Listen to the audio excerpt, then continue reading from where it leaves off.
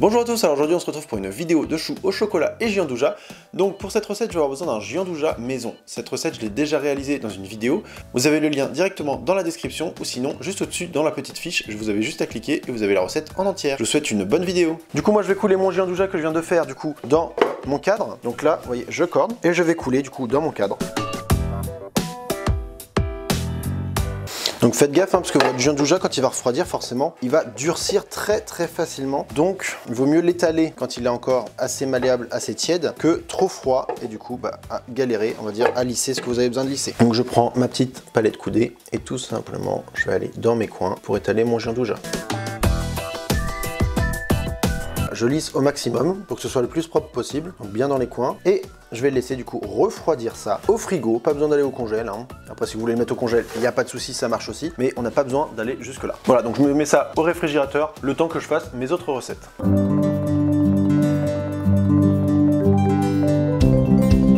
Donc pour la suite de notre petite recette, on va avoir besoin forcément d'une ganache montée. Donc on va avoir besoin forcément de chocolat au lait. On peut la réaliser aussi au chocolat blanc ou au chocolat noir. Avec un petit peu de crème et de glucose dans ma casserole. Un petit peu de gélatine en poudre que j'ai réhydratée. Même poids pour la gélatine feuille, on en a déjà parlé. Et un petit peu de crème froide qu'on va mettre à la fin. Donc pour le moment, on va prendre notre petite casserole et faire chauffer ça sur notre feu. Je fais des petits mouvements comme ça pour que le glucose se mélange bien à la crème sans fouetter dans ma casserole, ça suffit largement. On voit qu'on a quand même une belle ébullition, donc je vais pouvoir verser le tout sur mon chocolat. Hop, et je remue.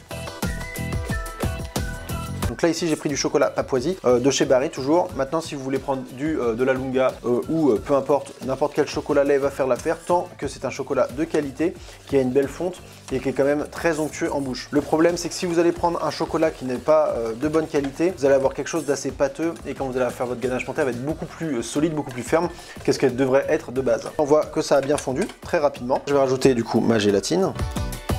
Hop. Et je vais remuer de nouveau pour faire fondre ma gélatine. Je vais prendre un mixeur plongeant, je vais mettre en puissance moyenne au début pour pas que ça gicle de partout et je vais commencer du coup à mixer. Ok, ensuite je vais rajouter du coup ma crème à froid du coup et je remixe. Et voilà, du coup là ça a fait refroidir ma ganache montée, mais en même temps ça lui a permis de bien mélanger tous mes ingrédients bien lisses. Vous voyez que ma crème elle est très fluide, très lisse. Donc là je l'ai bien filmé au contact, donc là je vais mettre ça au réfrigérateur pendant un minimum de 10 heures. 24 heures c'est vraiment l'idéal, mais si vous n'avez vraiment pas le temps, mettez un bon 10 heures. Donc une nuit ça peut suffire. Donc là je vais mettre ça au réfrigérateur et on va faire la suite de la vidéo.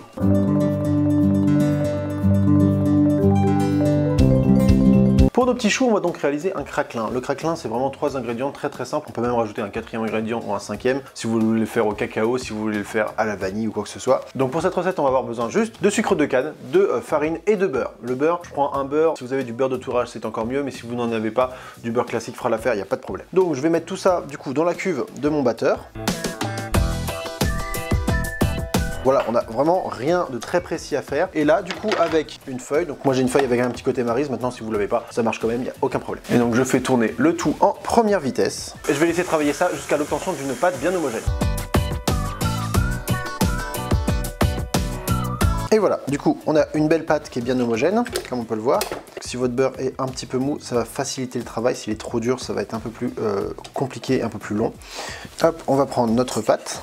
Une feuille de papier cuisson, on met notre pâte dessus. On met une deuxième feuille de papier cuisson par-dessus et on va pouvoir étaler du coup avec notre rouleau. Donc on va étaler de haut en bas, de droite à gauche et en diagonale pour vraiment avoir une épaisseur bien égale partout. Si vous avez un rouleau avec des petits anneaux sur les côtés, c'est encore plus facile pour avoir une régularité dans votre étalage. Donc là c'est vraiment le but du jeu, c'est de vraiment avoir quelque chose de très fin. Quelque chose de trop épais va donner beaucoup trop de croustillant, beaucoup trop dur et va pas faire développer le chou comme il devrait l'être. Il faut vraiment quelque chose de bien fin. Donc voilà. Après on va passer en diagonale. Donc là je vais mettre ça sur une plaque au congélateur pour vraiment qu'il fige le plus possible et après on va l'emporte-piécer du coup avec un petit emporte-pièce de la taille de notre chou.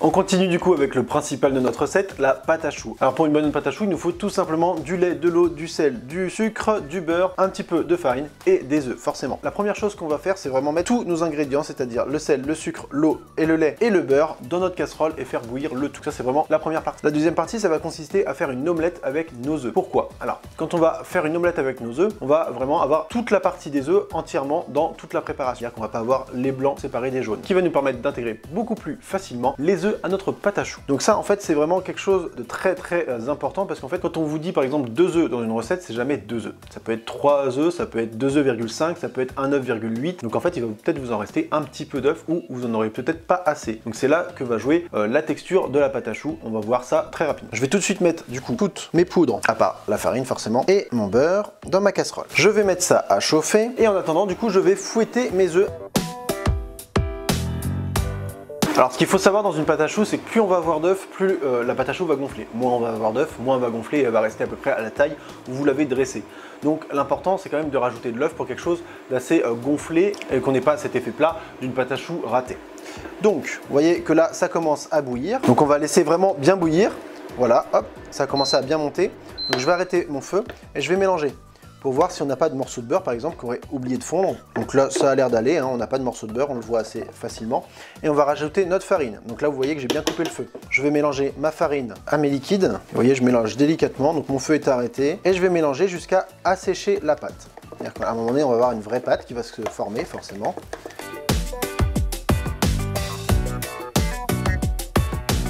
Voilà, on a un début de première pâte. Donc on va assécher cette pâte en rallumant le feu et en mélangeant sans s'arrêter jusqu'à l'obtention d'une croûte au fond de notre casserole. Donc je vais mettre à 180, pas plus. Et vraiment, je vais mélanger le maximum possible pour pas que ça accroche de trop au fond. Et dès qu'on a vraiment une petite pellicule au fond de notre casserole, là, vous allez la voir très facilement. On voit qu'il y a une petite pellicule au fond. Et donc là, ma pâte à choux est prête, elle est assez sèche. Je vais pouvoir la débarrasser dans un cul de poule ou dans la cuve de mon batteur. Donc là, auquel cas, moi, c'est dans la cuve de mon batteur. Je ne vais pas récupérer tout ce qu'il y a au fond de ma casserole. Donc voilà, je vous montre tout ça. Ça va risquer de nous faire des grumeaux dans notre pâte à choux. Donc c'est pas ce qu'on veut. Donc après, ça, on va pouvoir l'enlever et le mettre à la poubelle par contre. Ça, on n'a pas le choix. On repart du coup sur notre pâte à choux qui est prête et qui est dans notre cuve de batteur. Alors on peut faire la réalisation à la main dans un cul de poule, il n'y a aucun problème. Donc là, ça va être forcément beaucoup plus facile avec un batteur. Donc je vais mettre en première vitesse, ça va tourner et ça va refroidir légèrement la pâte. Pourquoi on fait refroidir la pâte? Tout simplement parce que quand on va rajouter les œufs, il ne faut pas que la pâte soit trop chaude, sinon les œufs vont cuire avant de s'incorporer. C'est vraiment le truc le plus primordial, c'est vraiment de refroidir légèrement la pâte pour pas qu'elle soit trop chaude. Donc je vais laisser tourner comme ça pendant à peu près 1 à 2 minutes grand maximum. Donc voilà, là ma pâte a légèrement refroidi, donc je vais incorporer mes œufs. Donc comme je vous ai dit, délicatement, on va incorporer, on va dire en 4 fois nos œufs. Ouais, une première partie, on va laisser se mélanger pour que mes œufs s'incorporent bien à la pâte. Et on va recommencer l'étape jusqu'à avoir une obtention d'une pâte bien lisse, bien homogène et avec une texture bien définie. Donc on voit que là ma pâte elle est encore sèche, hein, elle se casse facilement. On n'a pas quelque chose de trop souple. Donc là on va rajouter une deuxième partie d'œufs. Là c'est vraiment une petite préparation que j'ai faite. Normalement vous pouvez faire une préparation un peu plus grosse, quitte à faire des choux un peu plus gros ou de faire différents choux, c'est-à-dire des choux classiques, des chouquettes et peut-être pourquoi pas des éclairs. Donc là ma pâte on voit qu'elle est bien homogène, mais par contre on voit qu'elle se casse encore, donc je n'ai pas encore assez d'œufs. Je rajoute et au fur et à mesure on voit quand même mes œufs descendre hein, forcément. Donc entre temps, si on veut, on peut stopper la machine et corner un petit peu ce qu'on a au fond de notre cuve de batteur ou tout simplement de notre cul de poule pour vraiment avoir quelque chose de bien lisse et bien homogène, qu'on n'ait pas des préparations par exemple qui seraient restées au fond du batteur et qui ne soient pas bien mélangées. Là on a quelque chose, vous voyez, qui est beaucoup plus souple que ce qu'on avait avant, mais qui est quand même très sec. On n'a pas quelque chose de très fluide, là on a quelque chose qui est quand même assez dur. Donc on rajoute encore un petit peu d'œuf. On voit qu'on a quand même quelque chose de beaucoup plus souple que ce qu'on avait avant. On va tout simplement, je vais vous montrer tout de suite. On a notre pâte à choux qui est presque prête. Hein. Et pour faire le test de savoir si elle est prête, donc là on va corner bien toute notre cuve. On va faire un petit boudin, hein, comme vous voyez au milieu. Et je vais passer mon doigt entre ma pâte à choux. Et vous voyez qu'elle se rétracte. Donc là, elle se rétracte très peu. C'est-à-dire que je n'ai pas assez d'œufs. Elle n'est pas assez souple. Donc, je vais recorner tout ça et remettre un petit peu d'œufs. Mais il vaut mieux rajouter au fur et à mesure que d'en avoir de trop, parce que quand vous en avez de trop, malheureusement, votre pâte à choux elle va plus faire l'effet bien chou, bien rond. Elle va être trop lourde et malheureusement, elle va être très plate. Donc là, je remélange en première et je remets un tout petit peu d'œufs. Je vais peut-être pas utiliser, vous voyez qu'il me reste pas grand-chose, mais peut-être que ça va suffire pour avoir une belle pâte bien lisse. Donc là, je vais laisser travailler jusqu'à ce que ça s'incorpore vraiment parfaitement.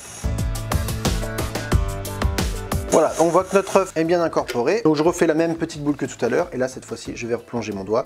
Et on voit, vous voyez, la texture, elle est beaucoup plus souple. Elle s'est refermée très délicatement. Donc là, ma pâte à choux, elle est parfaite. Elle est vraiment la texture idéale. Donc vous voyez, si j'avais rajouté juste un tout petit peu d'œuf, vraiment, il n'y a pas grand-chose, hein, il doit y avoir, allez, 3-4 grammes, ça aurait suffi pour que ma pâte à choux soit trop souple, justement. Donc là, on va avoir une pâte à choux idéale. Donc je vais l'enlever. Donc pour la douille, j'ai pris une douille de 12, une belle petite poche.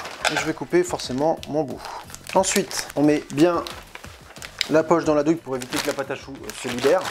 Donc je mets ma pâte à choux dans ma poche. Donc pour pas avoir de bulles d'air, je la mets que d'un seul côté de ma poche pour pas que ça fasse voilà, de grosses bulles d'air et que ça explose quand je vais dresser.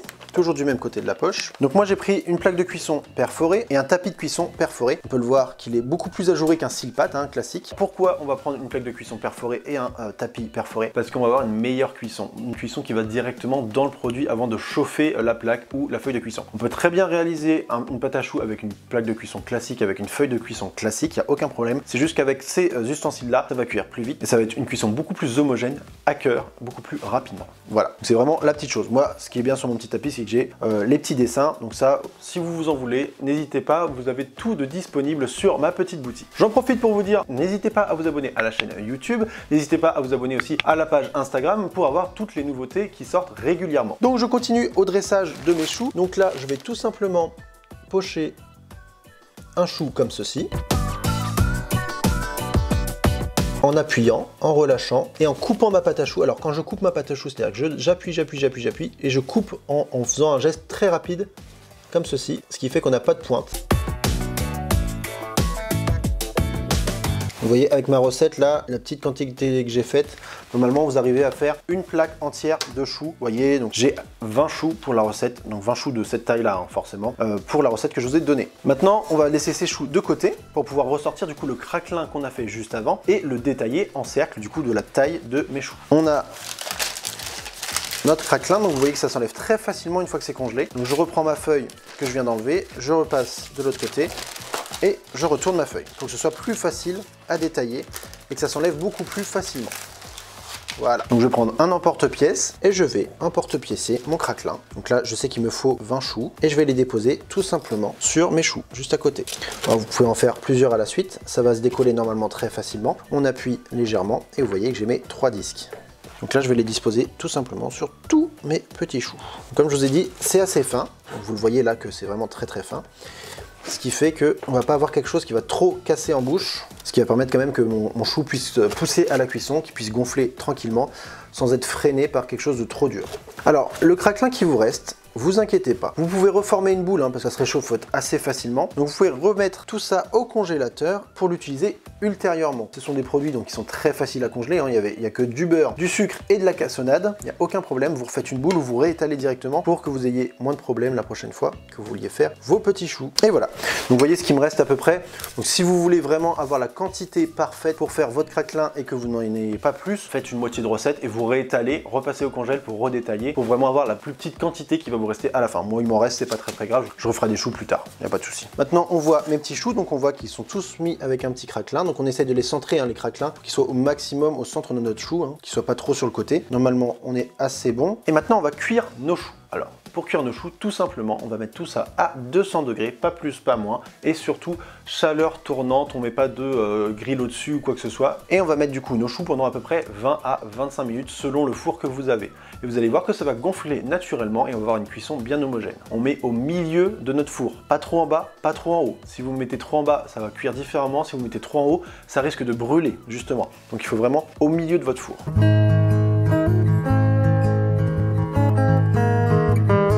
Donc on continue avec notre jus andouja. Du coup, vous voyez qu'on a quelque chose de bien propre, bien lisse. Et vous voyez que mon film s'enlève vraiment très facilement.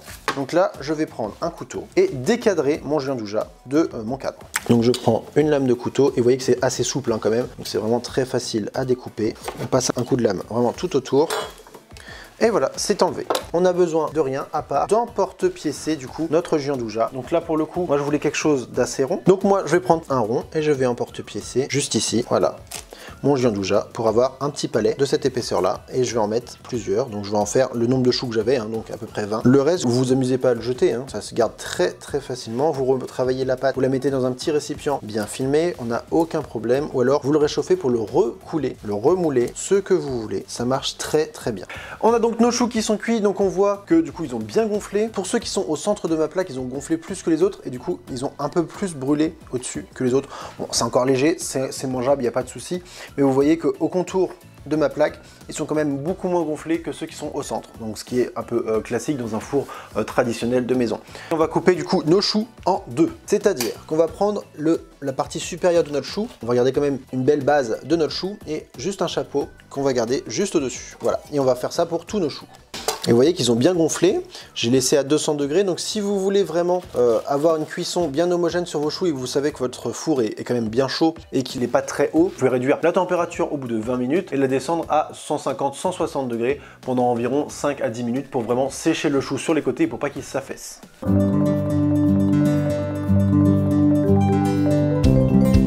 Donc maintenant qu'on a coupé tous nos choux, on va faire notre croustillant. Donc pour ça, je vais avoir besoin de pralinés noisettes que j'ai fait dernièrement, un peu de chocolat lait et forcément un petit peu de riz soufflé ou de crêpe dentelle, ça c'est au choix. Moi je préfère le riz soufflé, c'est beaucoup plus alvéolé, beaucoup plus léger. Et on a vraiment le côté bien croustillant. Donc je vais faire fondre tout de suite mon chocolat au lait au micro-ondes tranquillement et je vais reverser du coup le praliné par-dessus. Donc on a notre chocolat au lait qui est fondu, voilà, qui est assez fluide. Et on va du coup mettre notre praliné avec. Donc là on a vraiment 20 choux, hein, donc vous comptez à peu près 1 à 2 choux par personne, voire 3 si vous êtes vraiment très très gourmand. Donc voilà, on obtient une pâte un peu épaisse et on va rajouter du coup notre riz soufflé et on va mélanger. Et voilà. Donc on a vraiment quelque chose bien enrobé de chocolat et de praliné. Donc ça, on va mettre ça de côté et on va pouvoir en mettre dans chacun des choux. Donc là, je vais enlever vraiment tous les chapeaux de mes choux du coup que je viens de découper. Je vais les mettre de côté. Avec une petite palette, tout simplement, je vais venir mettre au fond de mon chou un petit peu de croustillant. Donc on essaie d'en mettre un petit peu partout qu'on en ait à chaque bouchée. Une bonne base. Pour le coup, je vous conseille le riz soufflé parce qu'on a tellement l'habitude de la crêpe dentelle, ça coûte vraiment très cher déjà de base. Mais le riz soufflé, ça coûte vraiment pas très cher, ça amène vraiment de la texture. On a vraiment un produit qui est déjà prêt à l'emploi, on va dire. Hein. Alors le praliné que j'ai utilisé moi pour ma recette, j'ai pris un praliné exclusivement à la noisette. Moi j'aime bien le côté vraiment noisette pure, ce qui ramène beaucoup de goût parce que l'amande est quand même beaucoup plus doux. Après ça c'est selon les choix, selon les envies, tout est adaptable selon les envies. Hein. On va pouvoir l'étaler le reste si vous voulez entre deux feuilles de papier sulfurisé pour pouvoir les casser après et les mettre en décoration. En attendant ça, je le mets de côté. On va du coup monter notre ganache montée. Pour le moment, elle est encore fluide. Je vais corner toute ma ganache montée dans la cuve de mon robot. Et je vais mettre du coup mon fouet sur mon batteur. Et on va commencer à fouetter. Voilà, on a une crème qui est vraiment très très bien montée. Elle ne bouge pas. Donc je vais me prendre une douille, vous voyez. C'est une douille russe, voilà, qui est un peu torsadée pour justement donner un petit effet un peu sympathique, un peu torsadé justement à mes choux. J'ouvre grand ma poche, je mets ma ganache montée dedans. Donc elle monte assez vite, hein, ma ganache, hein. Elle est assez ferme. C'est vraiment très très vite. Je vais prendre mes petits choux. On va mettre du coup tout d'abord notre petit palais de gianduja qu'on a fait juste auparavant. Donc je mets un petit palais au milieu et du coup je vais prendre ma poche et venir juste au-dessus de mon gianduja pour appuyer. Donc je vais faire tous mes choux comme ça. Et donc tout simplement un petit chapeau, je vais prendre une petite cuillère à thé, de la poudre de cacao non sucrée et je vais parsemer. Et on va pouvoir du coup les placer sur nos choux. Et du coup maintenant pour habiller, on peut mettre n'importe quoi. On peut mettre de la feuille d'or, de la feuille d'argent, rien du tout si on veut. On peut mettre aussi un petit peu de ce qui nous restait, du croustillant au riz soufflé. Donc moi je l'avais étalé, donc on voit qu'il est très très fin. Et je vais concasser des morceaux. On peut y mettre si on veut un petit peu de fleurs séchées. Donc ça je vais la mettre juste ici. On voit ce que ça donne. Hein. Ça je vous montre plusieurs solutions de décor. C'est vraiment très simple, hein. On n'a pas quelque chose de trop compliqué. Il faut toujours rester dans la simplicité, jamais trop extravagant, jamais trop en mettre, c'est trop perdre la nature de ce qu'on voulait mettre au départ, quoi. Maintenant, il ne nous reste plus qu'à déguster ces petits choux. J'espère que cette petite recette vous aura plu. Et voilà, à la fin de notre vidéo, on a vu du coup comment décorer différemment nos choux avec différents produits. Donc n'hésitez pas à laisser un petit j'aime sur cette vidéo si vraiment elle vous a plu. N'hésitez pas à faire un petit tour sur ma page Instagram. J'y poste du coup toutes les petites photos des créations et surtout les petites vidéos qui vont sortir prochainement. Et vous pouvez aussi aller sur le site internet disponible dans le lien dans la description pour faire un petit tour. Vous y trouverez les petits tapis avec les empreintes d'éclairs et de choux et aussi la petite douille que j'ai utilisée justement pour faire cette petite décoration. On se retrouve à la prochaine, bon appétit!